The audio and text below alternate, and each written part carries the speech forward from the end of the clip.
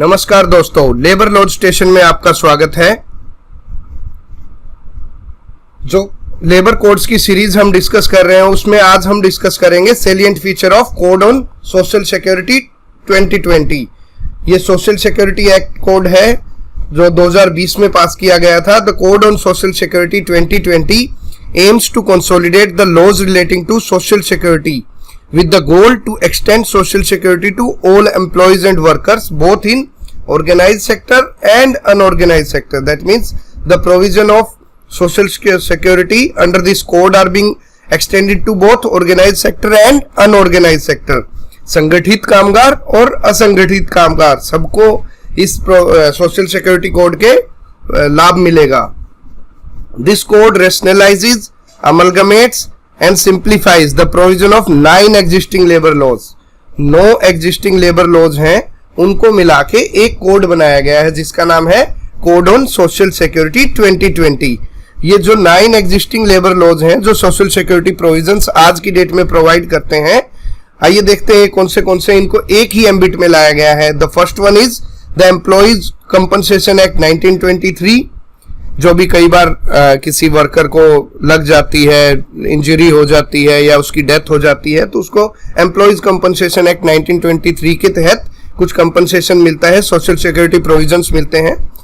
तो employees compensation act 1923, employees state insurance act 1948 that is ESI act, employees provident fund and miscellaneous provision act 1952 that is PF act, EPF act, the employment exchange compulsory notification of vacancies act 1959 जो vacancies की notification से related रहता है।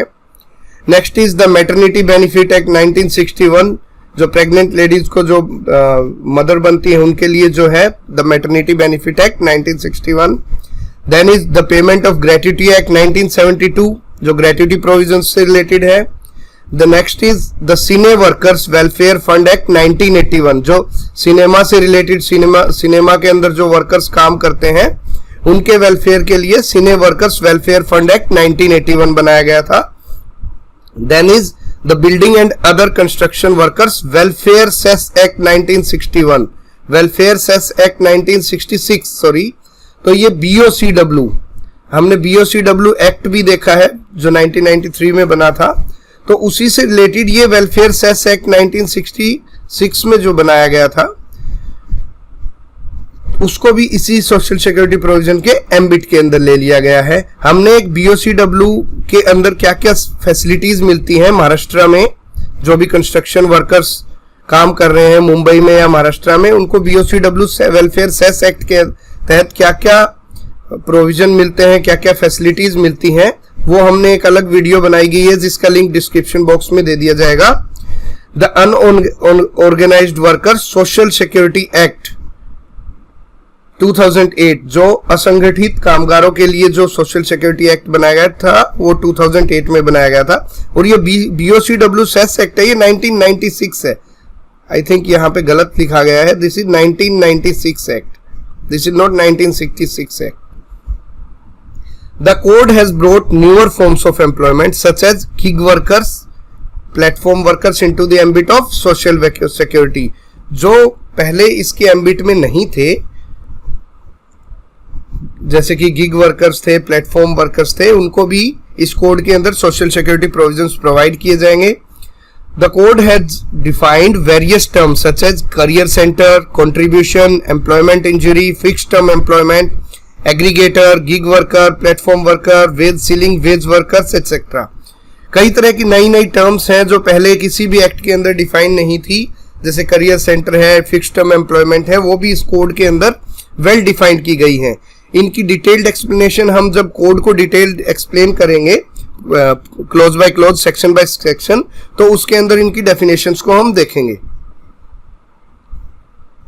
अब देखते हैं the code prescribes for registration electronically or otherwise of every establishment to which this code applies in time and manner as prescribed by the central government। इसमें क्या है, जो दो कोड है वो हर इस्टेब्लिशमेंट जहां पे जिसके जो इसकी एप्लीकेशन को फुलफिल करता है, कि मान लो कोई मैंडेटली इसके अंदर की 10 लोगों में होगा तो रजिस्ट्रेशन लेना पड़ेगा, 20 लोग होंगे, थ्रेशोल्ड लिमिट जो भी इस्टेब्लिशमेंट फुलफिल करती है उसको एक मैंडेटरी रजिस्ट्रेशन लेना पड़ता है, विच कैन बी इलेक्ट्रॉनिकली और manual, which will be decided by the central government.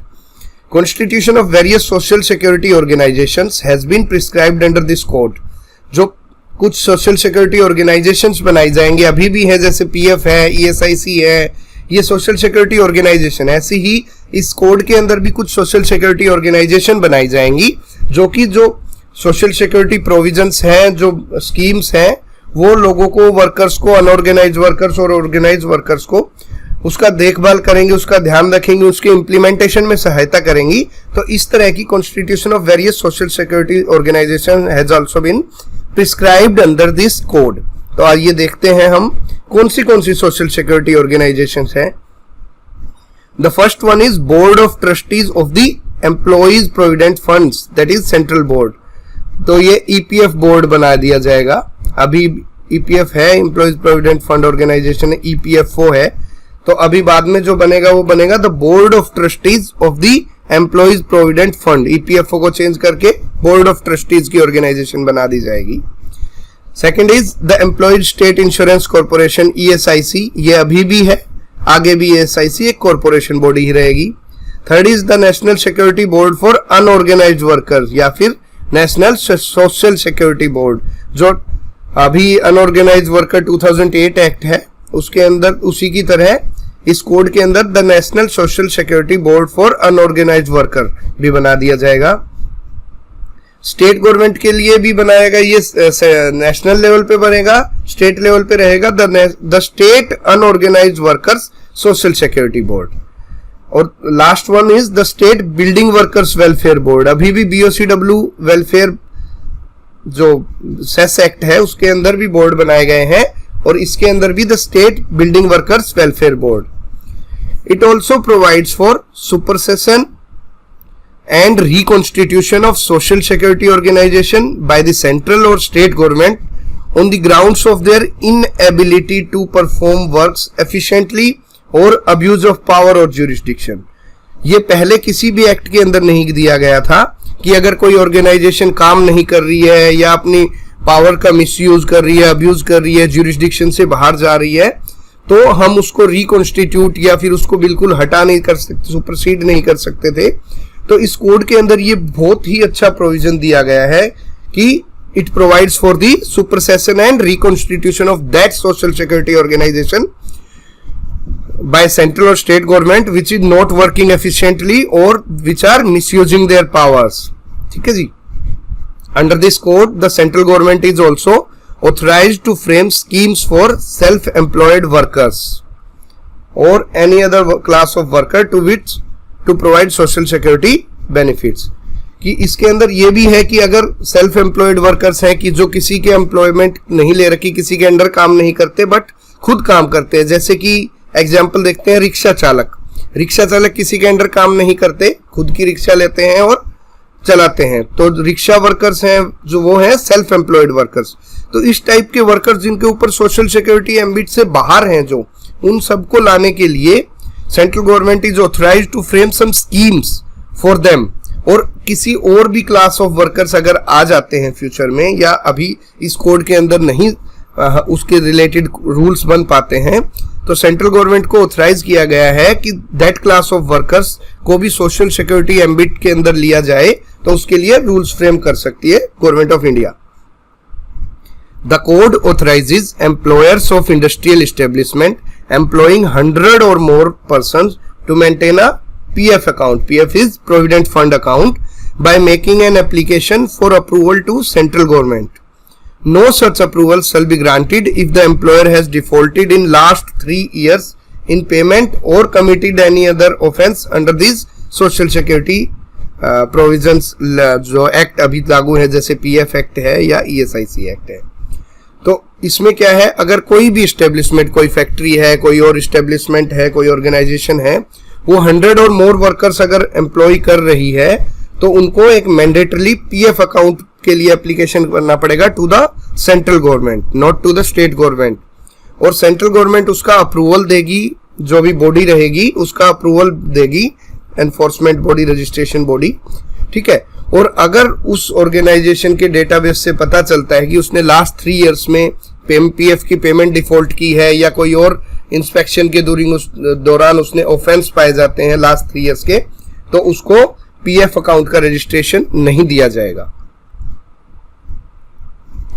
The employers can go to appeal against an order passed by any authority with regard to assessment of dues and levy of damages relating to EPF only after depositing 25% of the amount due from him as determined by the authority। Means अगर किसी employer को लगता है कि मेरे PF की assessment गलत हुई है या मेरे ऊपर डैमेज चार्ज जो लगाते हैं वो ज्यादा लगा दिए गए हैं, फाइन्स ज्यादा लग गया है, तो वो अगेंस्ट किसी अथॉरिटी ने लगा दिया है तो उस अथॉरिटी के अगेंस्ट अपील कर सकता है, can go to appeal. But उसके लिए कंडीशन ये है कि जितना भी फाइन लगाया है या असेसमेंट के लिए अमाउंट निकाली है उसका 25% आपको उस अथॉरिटी को जमा करवाना पड़ेगा। उसके बाद आप अपील में जा सकते हैं और आपकी अपील सुनी जाएगी। That means they can go to appeal only after depositing 25% of the amount due from him as determined by the authority. The code prescribes that establishment working in hazardous sector, very important, the establishment working in hazardous sectors would mandatorily be linked with ESIC even if there is a single worker working under it। मतलब अगर किसी एक factory है जो hazardous nature of काम करती है, hazardous means जिसमें खतरा रहता है। खतरा कैसे? जैसे माइनिंग एक्टिविटी, अगर किसी माइनिंग की रिलेटेड कोई कंपनी है, माइनिंग से रिलेटेड कोई एस्टेब्लिशमेंट और उसमें सिर्फ एक सिंगल वर्कर भी है, एक से ज्यादा तो है ही है, अगर सिर्फ उसमें बिल्कुल वो कहते हैं कि मेरे पास तो सिर्फ एक ही वर्कर है, तो भी उसको मैंडेटरली ESIC से रजिस्टर करना पड़ेगा उस वर्कर को और उसको ESIC रजिस्ट्रेशन लेना पड़ेगा एम्प्लॉयर को। The code provides that medical educational institution and training institute of the ESI may be run by the corporation itself or on its request by the central government, state government or any other PSU or any other body notified by the central government।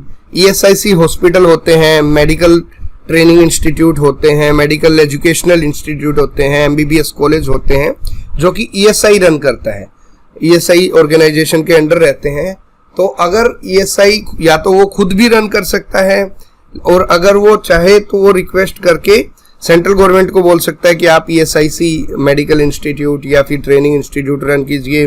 State government से भी करवा सकता है, कोई PSU को भी कर सकता है और कोई और बॉडी को भी, but that should be approved by central government को भी और any other body notified by the central government. The code provides the state government liable to provide reasonable medical, surgical and obstetric treatment for insured person। Insured person को बोलते हैं IPs, insured persons and their families in the state। Code के अंदर जो provision वो है कि central government liable है to provide reasonable medical treatment, surgical treatment और obstetric treatment to the insured person and their families। The central government has been empowered to formulate various schemes for providing benefits of ESIC to unorganized workers, gig workers and their family members, and the code also prescribes for utilization of CSR fund। CSR fund is Corporate Social Responsibility Fund। Corporate Social Responsibility, ये fund बनाया गया था companies act 2013 जब amendment किया गया था, तो companies act 2013 के अंदर एक CSR फंड बनाया गया है जो मल्टी करोड़ कंपनीज है, बड़ी बड़ी कंपनीज हैं, थ्रेशोल्ड लिमिट से ऊपर, उनको 2% ऑफ देयर इनकम का उसको कॉर्पोरेट सोशल रिस्पॉन्सिबिलिटी करनी पड़ेगी कि किसी भी सोशल सेक्टर में उसको वो पैसा लगाना पड़ेगा। तो इसके अंदर सेंट्रल गवर्नमेंट ने एम्पावर किया गया है कि वो जो CSR फंड के अंदर बड़ी बड़ी कंपनियों के पास पैसा आता है वो भी स्कीम्स बनाने में पैसा लगा सकते हैं for providing benefits of ESIC to unorganised worker, gig worker and their family member. Means अगर CSR फंड के अंदर पैसा आया हुआ है तो वर्कर्स के लिए हॉस्पिटल बनवा दिया, ESIC डिस्पेंसरी बनवा दी, तो ऐसे ही उस CSR कंपनीज के फंड को यूटिलाइज किया जाएगा। इस कोड के अंदर ये भी प्रावधान दिया गया है। The provision of gratuity has been made for fixed term employee without any condition of minimum service period. A provision similar to regular employee. Means जैसे कि हमने पिछले एक्ट में भी डिस्कस किया था इंडस्ट्रियल रिलेशन कोड में कि ग्रेट्युटी का जो प्रोविजन है वो फिक्स टर्म एम्प्लॉइज को दे दिया गया है। मीन्स अगर एम्प्लॉय सिर्फ 1 साल के लिए भी काम करता है तो he is liable for payment of gratuity. जैसे कि पहले होता था 5 साल की कंडीशन थी, वो हटा दी गई है। अगर फिक्स टर्म एम्प्लॉय है 1 साल 2 साल के लिए तो उसको भी ग्रेट्युटी पेमेंट दी जाएगी। And the provisions which is similar to regular employees को दिए जाते हैं, परमानेंट एम्प्लॉइज को दिए जाते हैं, वैसा प्रोविजन है ये। For working journalist as defined under working journalist and other newspaper employees condition of service and miscellaneous provisions act 1955। जो जर्नलिस्ट का एक्ट है, न्यूज़पेपर एम्प्लॉइज का एक्ट है, उसका क्या नाम है? Working journalist and other newspaper employees condition of service and miscellaneous provision act 1955। उसके अंदर ग्रेट्युटी का पीरियड जैसे सभी में पहले 5 साल होता था, तो इसके लिए वर्किंग जर्नलिस्ट के लिए घटा के 3 साल कर दिया गया है। The payment of gratuity has been reduced, period service period for gratuity payment has been reduced from 5 to 3 years. In case of an employee employed on fixed term employment or a deceased employee, deceased means जो employee गुजर चुका है, जिसकी death हो चुकी है, the employer shall pay the gratuity on pro rata basis. उसको employer fix term employ को और डिसीज एम्प्लॉय को प्रो रेटा बेसिस पे देगा gratuity payment. Under the code there are provisions for maternity benefits such as prohibition from work during certain periods, provision of nursing breaks, crèche facility, claim for maternity benefit, medical bonus, leaves for miscarriage, etc. इस code के अंदर जो maternity benefit act के अंदर provisions थे उनसे थोड़े से बढ़ा के भी प्रोविजन दिए गए हैं for the social security of mothers. तो इसमें क्या क्या प्रोविजन दिए गए हैं? Prohibition from work during certain periods, provision for nursing breaks, nursing condition के लिए ब्रेक्स मिलेगा, क्रैच फैसिलिटी होगी, बच्चों की देखभाल के लिए क्रैच फैसिलिटी बनाई जाएगी, क्लेम फॉर मैटरनिटी बेनिफिट्स, अगर आपने छुट्टियां ली है ड्यूरिंग मैटरनिटी तो उसको आप क्लेम कर सकते हैं, मेडिकल बोनस मिलेगा, मिसकैरेज हो गया है तो आपको लीव फॉर मिसकैरेज मिलेंगी सर्टेन पीरियड्स के लिए जो डिफाइन की जाएंगी rules of social security code के अंदर। The code prescribes that except in case of gross misconduct as prescribed by the central government, no woman shall be deprived from her maternity benefit or medical bonus where such woman is discharged or dismissed on account of absenteeism from work during emergency. इसमें यह बोला गया है कि किसी भी women को maternity benefit और मेडिकल बोनस से वंचित नहीं रखा जाएगा, चाहे उसको डिसमिस किया गया है या डिस्चार्ज कर दिया गया है on the account of absenteeism from work during some emergency. ठीक है, except in the case of gross misconduct, वो भी उसकी इंक्वायरी होती है, ग्रोस मिसकंडक्ट डिसिप्लिनरी इंक्वायरी अगर चालू है तो उस चीज को हम छोड़ सकते हैं, उसके रूल्स सेंट्रल गवर्नमेंट डिफाइन करेगी। The code prescribes for registration of every unorganised worker, gig worker और platform worker on completion of 16 years on the basis of self declaration electronically or otherwise along with such documents including Aadhaar number in form and manner containing such information as prescribed by the central government. एक database तैयार किया जाएगा, तो जो भी unorganised worker है, gig worker है, platform worker है, अगर वो 16 साल से उनकी ज्यादा उम्र है तो वो एक सेल्फ डिक्लेरेशन और कुछ डॉक्यूमेंट्स जैसे कि आधार कार्ड देख के अपना रजिस्ट्रेशन इलेक्ट्रॉनिकली या मैनुअल तरीके से करवा पाएंगे। इसके कोड के अंदर ऐसा भी प्रोविजन है, so that provisions of social security benefits be extended to the unorganised sector also. The code prescribes maintenance and annual audit of accounts of each of the social security organization. जो भी social security organization होगी उनकी annual audit की जाएगी और उनके accounts को check किया जाएगा। The code prescribes for establishment and maintenance of separate accounts under social security fund. जो social security fund है उसके अंदर separate accounts बनाए जाएंगे for the welfare of unorganized worker, gig workers and platform workers. और separate account, दूसरा जो account होगा वो होगा separate account for the amount received from the composition of offences under the code and any other central labour laws. जो offences होंगे उनकी compounding करके जो पैसा आएगा ऑफेंसेस के बाद कंपोजिशन करके, उनके लिए एक अलग फंड बनाया जाएगा और वो सोशल सिक्योरिटी स्कीम्स के अंदर यूज किया जाएगा ताकि वो अनयूटिलाइज ना रहे। अभी जैसे बहुत सा पैसा है जो पीएफ अकाउंट में है, बीओसीडब्ल्यू सेस अकाउंट में है, जो करोड़ों रुपए अनयूटिलाइज पड़े हैं, तो अनयूटिलाइज ना रहे इसके लिए जो अमाउंट रिसीव होगी कंपोजिशन ऑफ ऑफेंस करके या सेपरेट अकाउंट, उनको यूज किया जाएगा for the welfare of unorganised worker, gig workers and platform workers. The code prescribes for an establishment to be covered under Chapter 3 relating to EPF and Chapter 4 relating to ESIC on voluntary basis, even if the number of employees in that establishment is less than the threshold. It further seeks to make those chapters inapplicable to such establishment on fulfillment of certain condition. मतलब कहने की बात यह है, अगर PF account बनाने के लिए हमें 10 एम्प्लॉइज मिनिमम चाहिए पीएफ रजिस्ट्रेशन के लिए, लेकिन अगर कोई एस्टेब्लिशमेंट है वो वॉलेंट्री चाहती है कि जी मेरे पास तो 7 ही एम्प्लॉय हैं and but I want to give provisions of social security benefits to them और मुझे पीएफ रजिस्ट्रेशन लेना है, तो वो वॉलेंट्री बेसिस पे चैप्टर 3 के अंदर रजिस्ट्रेशन ले सकती हैं।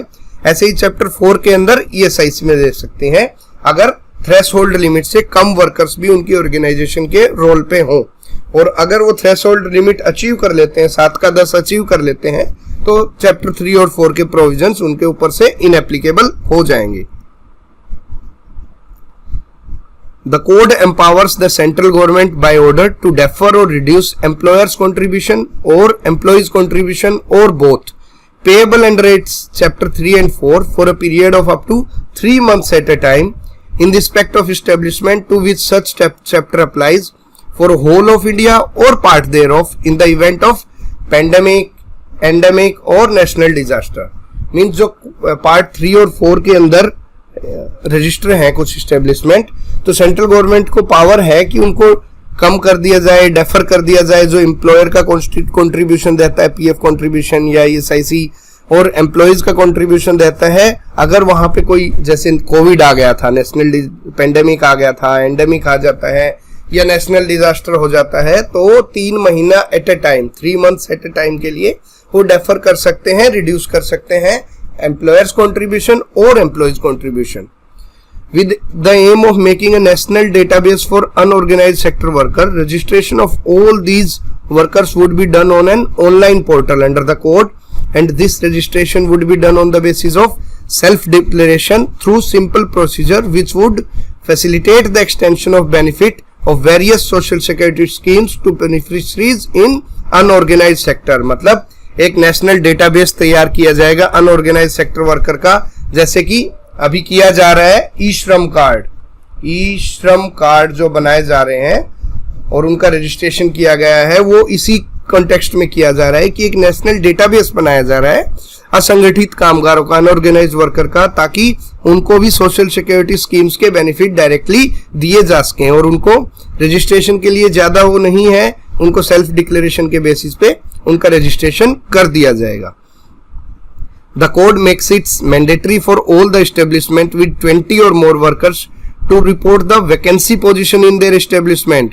This information would be given on an online portal। मतलब जो वैकेंसी है उनके लिए यहाँ पे अगर किसी ऑर्गेनाइजेशन 20 से ज्यादा वर्कर्स एम्प्लॉय करती है, तो अगर यहाँ पे कोई वैकेंसी है, एम्प्लॉयमेंट वैकेंसी है, तो उनको ऑनलाइन पोर्टल पे दिखाना पड़ेगा कि मेरे यहाँ पे 5 वैकेंसी है, मेरे यहाँ पे 10 वैकेंसी है, सो दैट लोगों को नौकरी की जानकारी मिल सके, वैकेंसीज की एडवर्टाइजमेंट की जानकारी मिल सके और वो उसके लिए अप्लाई कर सके। The provision of social security fund for large number of unorganised workers along with gig and platform workers under the code will help universal social security coverage. जो सोशल सिक्योरिटी फंड बनाया जा रहा है for unorganised worker along with gig and, तो वो universal social security coverage मतलब कुछ भी ना छूटे। इस कोड का जो कोड ऑन सोशल सिक्योरिटी है, इसका एक प्रावधान है, इसका एक उद्देश्य है कि ऑर्गेनाइज्ड वर्कर्स को तो सोशल सिक्योरिटी प्रोविजंस मिल जाते हैं, बट इसका एक लक्ष्य है कि सोशल सिक्योरिटी फंड से हम पैसा यूटिलाइज करके unorganised worker, gig worker, platform worker सभी को यूनिवर्सल सोशल सिक्योरिटी कवरेज दिया जा सके।